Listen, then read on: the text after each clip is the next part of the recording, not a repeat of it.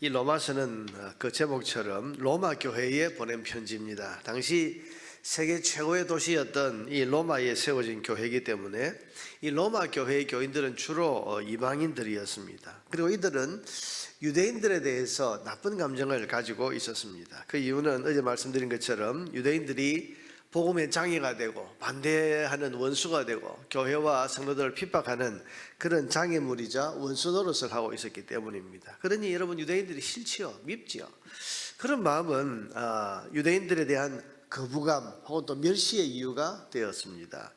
그런데 유대인이었던 바울은 자기 동족 유대인이 그렇게 멸시받는 것 그리고 복음의 원수로 남아있는 것에 대해서 심히 마음이 안타까웠습니다. 그래서 그 동족들을 위해서 기도하던 중에 한 가지 사실을 깨닫습니다. 그게 어제 우리가 보았던 대로 은혜로 우리가 구원을 받았으니 은혜로 구원을 받을 유대인들도 있다. 그러면서 자기 자신이 구원받은 것이 하나님의 은혜의 택하심을 받아서 구원받았기 때문에 나도 구원받았다면 우리 동족 유대인들 중에도 은혜로 구원받을 사람들이 있을 것이다 하는 그런 사실을 깨닫게 됩니다. 그리고 이어서 오늘 본문에서는 그 유대인들에 대한 하나님의 섭리가 있다.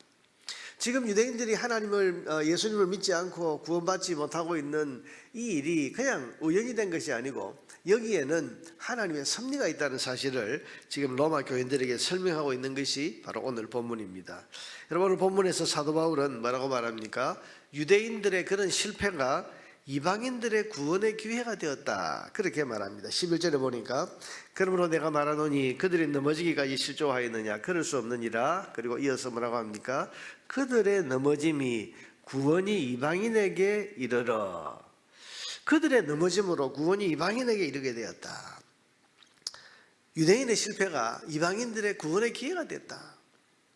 이런 하나님과 언약을 맺었던 이스라엘이 그 언약에 충실하지 못하고 하나님을 배신함으로써 유대인들은 구원의 백성이 되지 못하고 실패했습니다. 무엇보다도 그들에게 오신 예수님을 핍박했습니다. 십자가에 못 박아 죽게 했습니다. 그러면서 하나님이 주신 구원의 기회를 그들이 거절해버렸습니다. 여러분 먼저 예수님이 유대인에게 오셨는데 그들이 그 구원의 기회를 거절하고 그 구원의 길을 발로 차버린 것입니다.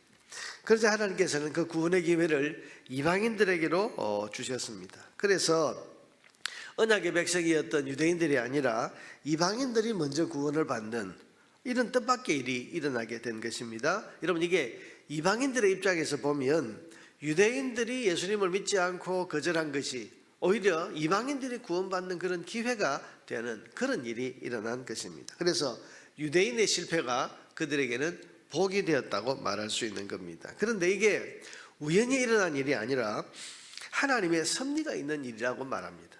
하나님께서는 먼저 이방인들이 구원을 받게 하심으로써 유대인들이 시기심을 느꼈어. 그래서 오늘 본문 11절에 보니까 이스라엘로 시기나게 하려 함이니라. 이스라엘로 시기나게 함이니라. 먼저 하나님을 알았고 먼저 하나님의 택한 백성이 되었던 자신들이 구원받지 못하고 있는데 저 이방인들이 하나님을 알고 하나님을 찬양하고 구원의 은혜를 누리는 것을 보면서 이스라엘이 원래 저건 우리 건데 하는 그런 마음이 일어나는 거죠.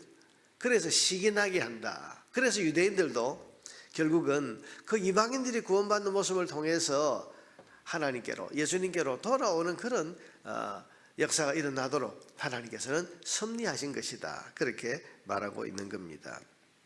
그러므로 여러분 지금 유대인들이 교회를 핍박하고 있고 복음의 원수를 행하고 있다고 해서 그들을 멸시하거나 미워해서는 안 된다고 말합니다. 왜? 그들이 실패했기 때문에 너희가 구원받았는데 그들을 멸시하면 안 된다는 거죠. 그리고 언젠가는 이방인들이 구원받은 이 모습을 통해서 유대인들도 결국 하나님 앞으로 돌아오고 예수님을 믿게 될 것이기 때문에 지금 복음의 반대자로 복음의 원수를 행하고 있다고 해서 그 사람들을 멸시하거나 미워해서는 안 된다고 하는 겁니다.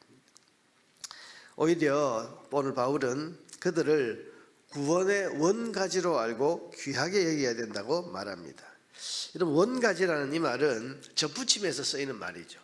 과수원에 가을 나무가 있는데 좋은 나무입니다. 그런데 이 원래 있던 가지가 좀 부실하니까 그걸 잘라버리고 거기에 좋지 않은 돌감람나무, 원래는 참감람나무인데 돌감람나무 가지를 거기에다가 접붙임을 한다.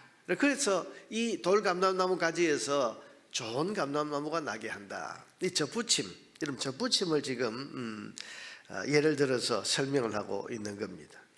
말하자면 여러분, 유대인들은 잘려나간 원가지입니다.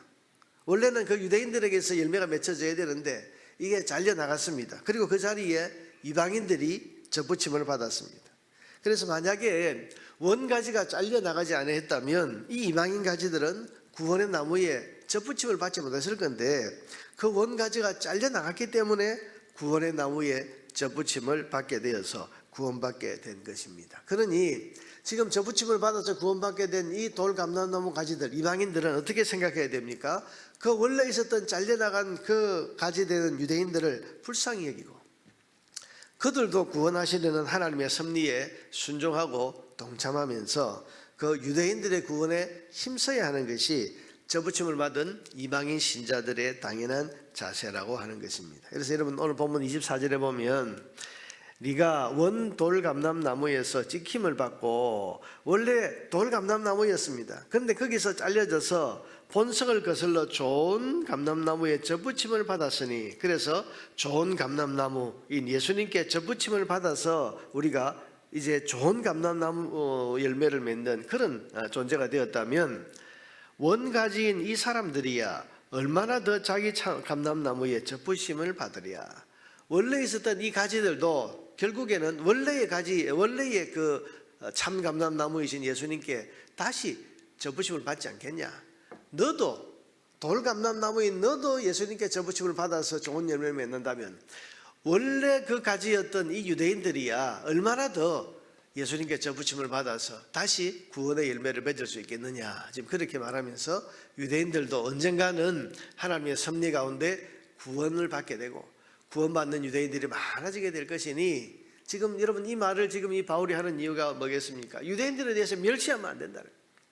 유대인들이 지금 복음의 원수를 행하고 있다고 해서 그들을 미워하고 거절하고 그들과 아예 단절해서는 안 된다는 것입니다. 오히려 하나님의 섭리가 있는 일이기 때문에 하나님께서 결국 저 유대인들을 너희를 구원하시려고 잘라내셨기 때문에 그리고 잘려나간 유대인들을 하나님은 그냥 두시는 것이 아니고 시기나게 하셔서 다시 하나님께로 돌아오게 하시려는 하나님의 섭리가 있기 때문에 그 하나님의 섭리에 순종해서 다시 구원받게 하시려는 하나님의 그 섭리에 동참하는 그 일을 해야 된다.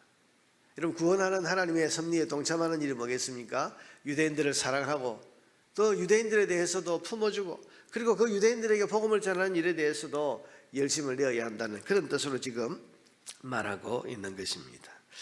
자, 그렇습니다. 여러분 우리가 내가 예수 믿는다고 해서 예수 믿지 않는 사람들을 멸시하거나 손가락질해서는 안 됩니다. 아무리 복음을 반대하고 방해하는 사람이라고 해도 우리가 미워하거나 저주해서는 안 됩니다. 왜냐하면 하나님께서는 그 사람들도 구원하시려는 구원의 섭리의 손을 지금 펴고 계시기 때문입니다. 이런 복음의 원수였던 바울이 극적인 섭리의 손을 통해서 구원받게 하신 분이 바로 하나님 아니십니까? 바울을 생각해 보면 그렇게 교회를 핍박하고 예수 믿는 사람들을 죽이려고 하던 그 바울을 극적인 하나님의 섭리의 손을 통해서 구원하셨지 않습니까? 그러니 어떤 사람도 하나님 포기하신 사람이 없습니다. 그래서 누구든지 하나님은 구원하시려고 하는 구원의 손을 지금 펴고 계시기 때문에 지금 믿지 않는다고 해서 미워하거나 멸시하거나 단절하거나 저 사람이 안 돼, 저 사람은 절대 구원 못 받아 그러면서 아예 외면하는 그런 일을 해서는 안 된다는 것입니다. 그렇지 않습니까 여러분? 돌아보면 절대로 나는 예수 안 믿어라고 말했던 그런 사람들이 지금 예수 믿고 있습니다. 예수 믿는 사람들을 그렇게 핍박하고 방해하고 대적하던 복음의 원수처럼 행하던 그런 사람들이 지금 하나님의 은혜의 섭리 가운데서 예수님을 믿고 있고 그래서 목사가 되어 있고 장로가 되어 있고 권사가 되어 있고 이런 분들이 얼마나 많습니다. 그러니 우리는 그런 하나님의 섭리를 믿어야 됩니다. 그래서 그런 하나님의 섭리에 동참하고자 하는 그런 마음을 가지고 그런 분들에게도 우리가 포기하지 말고 품고 다가서고 위에서 기도하고 또 복음을 전하는 이 노력을 계속해서 해야 하는 것입니다. 사랑하는 여러분, 오늘도 믿지 않는 사람들을 향한 하나님의 섭리의 손이 움직이고 있다는 사실을 믿어야 됩니다. 그래서 그 하나님의 구원의 섭리에 우리가 순종하고 동참함을 통해서 또 한 사람을 구원하시려는 하나님의 일에 쓰임받는 우리 모두가 될 수 있기를 주님의 이름으로 축복합니다.